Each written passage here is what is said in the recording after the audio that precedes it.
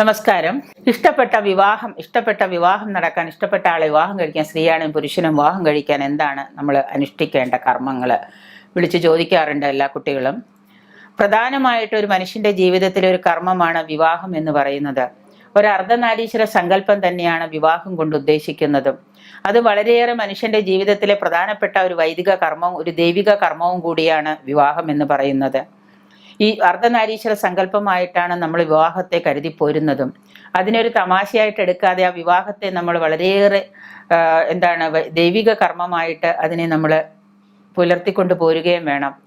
വിവാഹത്തിന് കാലതാമസം നേരിടുകയോ തടസ്സം നേരിടുകയോ ഒക്കെ ചെയ്താൽ നമ്മുടെ ഈ ജാതകത്തിലെ ലഗ്നത്തിലെ ചില പാപഗ്രഹങ്ങൾ മംഗല്യസ്ഥാനത്ത്, 7ാം ഭാവമാണ് മംഗല്യഭാവം. ആ മംഗല്യഭാവത്ത് ചില പാപഗ്രഹങ്ങളുടെ നിലനിൽപ്പാണ് നമുക്ക് വിവാഹത്തിന് തടസ്സമുണ്ടാക്കുന്നത്. ഇനി വിവാഹം കഴിഞ്ഞാൽ തന്നെ വിവാഹത്തിലെ ദാമ്പത്യ ദുരിതങ്ങളും ദാമ്പത്യ പ്രശ്നങ്ങളും ഉണ്ടാക്കുന്നത് 7ാം ഭാവത്തിലെ കളത്രഭാവത്തിലെ ചില പ്രശ്നങ്ങൾ, ചില ഗ്രഹങ്ങളുടെ പാപഗ്രഹങ്ങളുടെ നിൽപ്പാണ്. അപ്പോൾ അങ്ങനെയുള്ള ഗ്രഹങ്ങൾ ഏതാണെന്ന് കണ്ടുപിടിച്ച് അതിന് പരിഹാരങ്ങൾ ചെയ്യുക. മംഗല്യസ്ഥാനത്ത് നിൽക്കുന്ന ആ ഗ്രഹങ്ങൾക്ക് പരിഹാരവും അതിനു വേണ്ട രീതിയിലുള്ള ഉചിതമായ കർമ്മങ്ങളും നമ്മൾ ചെയ്യുക. ഏതെങ്കിലും നല്ലൊരു പുരോഹിതനെയോ ദൈവജ്ഞനെയോ കണ്ട് ജാതകങ്ങളും നമ്മുടെ ജാതകത്തിലെ ഈ പറയുന്ന കളത്രഭാവങ്ങളും 7ാം ഭാവങ്ങളും ഒക്കെ മംഗല്യഭാവവും ഒക്കെ പരിശോധിപ്പിച്ച് അതിന് തക്കതാ ചിലവരുണ്ട് എല്ലാം പരിശോധിച്ചൊക്കെ കഴിഞ്ഞ് പരിഹാരം പറഞ്ഞു കഴിയുമ്പോൾ അയ്യോ ഇനിയിപ്പോൾ പരിഹാരം ചെയ്തിട്ട് എന്താ കാര്യം, എൻ്റെ മോള് കല്യാണത്തിന് സമ്മതിക്കുന്നില്ല, 28 വയസ്സായി 30 വയസ്സായി എന്നറിയാം, എന്നാലും ദോഷം ഉണ്ടെന്നും അറിയാം. ലോകം മുഴുവൻ നടന്ന് പരിഹാരങ്ങളൊക്കെ ചെയ്ത് മുടിഞ്ഞിട്ടും പിന്നെയും പൈസയൊക്കെ ചെലവായിട്ടും പിന്നെയും കല്യാണം നടന്നിട്ടില്ല. അപ്പോഴും പറയുന്നൊരു വന്ന് നോക്കിക്കഴിഞ്ഞ് പ്രധാനപ്പെട്ട ആ മംഗല്യദോഷ പരിഹാരം എന്താണെന്ന് പറഞ്ഞു കൊടുക്കുമ്പോൾ ഉടനെ അവർ പറയുന്നത് എൻ്റെ മോള് കല്യാണത്തിന് സമ്മതിക്കുന്നില്ല. അപ്പം പിന്നെ ഇത് ചെയ്തിട്ട് കാര്യമുണ്ടോ എന്ന് ചോദിക്കും. അതിൻ്റെ ഉത്തരം നിങ്ങൾ തന്നെയാണ് കണ്ടെത്തേണ്ടത്. ദൈവജ്ഞനല്ല അതിൻ്റെ ഉത്തരം കണ്ടെത്തേണ്ടത്. ഒരു ദൈവജ്ഞൻ എന്ന് പറയുന്നത് യഥാവിധി അവിടെയുള്ള പ്രശ്നങ്ങൾ, മംഗല്യദോഷം എന്താണ് എന്ന് കണ്ടുപിടിച്ച് ആ മംഗല്യ പ്രശ്നത്തിന്റെ പരിഹാര സഹിതം കാര്യങ്ങൾ പറഞ്ഞു തരും. അത് ചെയ്യണോ, അത് ചെയ്യാൻ പണം മുടക്കണോ, അതിനുവേണ്ടി സമയം കണ്ടെത്തണോ എന്നുള്ള തീരുമാനിക്കേണ്ടത് നിങ്ങളാണ്. മക്കൾ ന്യൂ ജനറേഷൻ ആണ് എന്നുള്ളത് കൊണ്ട് അവർ സമ്മതിക്കുന്നില്ല, അല്ലെങ്കിൽ അവരത് സമ്മതിക്കാത്തത് കൊണ്ട് ഞങ്ങൾക്കത് ചെയ്യാൻ സാധിക്കുന്നില്ല എന്ന് പറയുന്നത് മർക്കടമുഷ്ടിയും തട്ടാമുട്ടിയാണ്. അതിന് ദൈവജ്ഞൻ ഉത്തരവാദിയല്ല. അപ്പോൾ ചെയ്യേണ്ടതായ പരിഹാരം യഥാസ്ഥാനത്ത് മംഗല്യദോഷത്ത് പരിഹാരം എന്താണെന്ന് നോക്കിയിട്ട് യഥാവിധിയുള്ള പരിഹാരങ്ങളാണ് നിങ്ങൾ ചെയ്യേണ്ടത്. മംഗല്യദോഷമുള്ള ഒരു കുട്ടിക്ക് മൃത്യുഞ്ജയ ഹോമം ചെയ്യണമെന്ന് പറയുന്നത് സ്വാഭാവികമായിട്ട് ചിന്തിക്കാൻ പോലും പറ്റാത്തൊരു കാര്യമാണ്. മംഗല്യദോഷത്ത് പാപഗ്രഹം നിൽക്കുന്നുണ്ട്. ആ പാപഗ്രഹത്തിന്റെ നീചദൃഷ്ടി കൊണ്ടാണ് ആ ഒരു പയ്യന്, ആൺകുട്ടിയായാലും മകനായാലും മകളായാലും വിവാഹദോഷം നടക്കാത്തത്.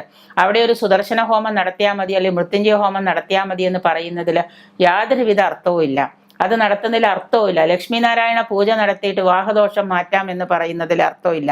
വെറുതെ ഒരു പൂജയാണ് ചെയ്യേണ്ടതെങ്കിൽ നിങ്ങൾക്ക് പൈസ അധികം ഉണ്ടെങ്കിൽ ചെയ്യാം, പക്ഷെ വെറുതെ പണം മുടക്കരുത്. യഥാവിധി ഒരു ദൈവജ്ഞനെ കണ്ട് എന്താണ് അവിടെ മംഗല്യദോഷത്തിന് സ്ഥാനത്ത് തടസ്സമായിട്ട് നിൽക്കുന്നത് എന്ന് നോക്കിയതിന് ശേഷം മാത്രം നിങ്ങൾ പരിഹാരം ചെയ്യുക. ആ പരിഹാരം ചെയ്താൽ തീർച്ചയായിട്ടും നിങ്ങളുടെ മംഗല്യദോഷം മാറുമെന്നുണ്ടെങ്കിൽ നിങ്ങൾക്കത് ചെയ്യാം. അപ്പോൾ ചൊവ്വയുടെയോ ശനിയുടെയോ അനിഷ്ടസ്ഥിതിയാണ് ഇതിന് കാരണമെങ്കിൽ ഇഷ്ടപ്പെട്ട വിവാഹം കഴിക്കുന്നതിന് ചില ദൈവിക പ്രതിവിധികളുണ്ട്.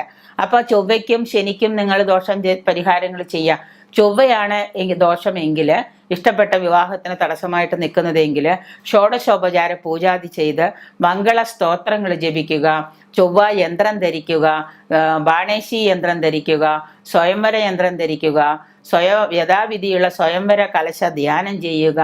ഇതൊക്കെ ചെയ്യാം. ചൊവ്വാഴ്ച ദിവസം രാഹുകാലം എപ്പോഴാണ് എന്ന് നോക്കിയിട്ട് രാഹുകാലത്ത് പൂജാതി കർമ്മങ്ങൾ ചെയ്യുക. ചൊവ്വ ദോഷമുള്ള കുട്ടിയാണെങ്കിൽ, മംഗല്യസ്ഥാനത്ത് ചൊവ്വയാണെങ്കിൽ ചൊവ്വാഴ്ച ദിവസം ചൊവ്വാഴ്ച രാഹുകാല പൂജാതികൾ ചെയ്യുക. തിങ്കളാഴ്ച വ്രതമെടുക്കുക, സോമവാര വ്രതമെടുക്കുക, ഉമാമഹേശ്വര സങ്കല്പ ക്ഷേത്രത്തിൽ പോയിട്ട് തൊഴുതു മടങ്ങുക, വെളുത്ത പൂക്കൾ കൊണ്ട് പൂജകൾ ചെയ്യുക. ഇതിനൊന്നും സമയമില്ലെന്നുണ്ടെങ്കിൽ ഏതെങ്കിലും ഒരു ദൈവജ്ഞനെ കൊണ്ട് നിങ്ങൾ പണം മുടക്കി ഈ പൂജകളൊക്കെ കാര്യങ്ങളൊക്കെ ചെയ്യിക്കാം. തിങ്കളാഴ്ച വ്രതം നോൽക്കുന്ന ഒരു വ്യക്തിക്ക് തിങ്കളാഴ്ച സോമവാര വ്രതം നോൽക്കാനുള്ള മാനസിക ബലം ഉണ്ടെങ്കിൽ തീർച്ചയായിട്ടും ഒരു 7 തിങ്കളാഴ്ച സോമവാര വ്രതം എടുക്കുക. രാഹു കേതുവാണ് വിവാഹ തടസ്സമെങ്കിൽ നാഗര് പ്രീതി വരുത്തുക, ഗണപതി പ്രീതി വരുത്തുക. ശനിയുടെയും സൂര്യൻ്റെയും ദോഷശാന്തിക്കായിട്ട് ശിവനെയും ശാസ്താവിനെയും പൂജിക്കാം. പിന്നെ ഒപ്പം തന്നെ നമുക്ക് ഉമാമഹേശ്വര സങ്കല്പ ക്ഷേത്രത്തിൽ പോയിട്ട് നമുക്ക് വ്രതം നോറ്റ് ദർശനം നടത്തി വരാം. രുക്മിണി സ്വയംവരം ഭാഗവതത്തിലെ നിത്യവും നമുക്ക് പാരായണം ചെയ്യാം. അർദ്ധനാരീശ്വര സ്തോത്രം ജപിക്കാം, ഉമാമഹേശ്വര സ്തോത്രം ജപിക്കാം. മംഗല്യ തടസ്സത്തിന് ഇതൊക്കെ നമുക്ക് നല്ലതാണ്. അപ്പം ഇങ്ങനെയുള്ള കാര്യങ്ങളൊക്കെ ചെയ്ത് നമ്മുടെ ഇഷ്ടപ്പെട്ട വിവാഹം നമുക്ക് നടത്തിയെടുക്കാൻ സാധിക്കും. കൂടുതൽ വാർത്തകളും വീഡിയോകളും കാണാൻ ഈ ചാനൽ സബ്സ്ക്രൈബ് ചെയ്യുക. കൂടെ ബെൽ ബട്ടൺ അമർത്തുക.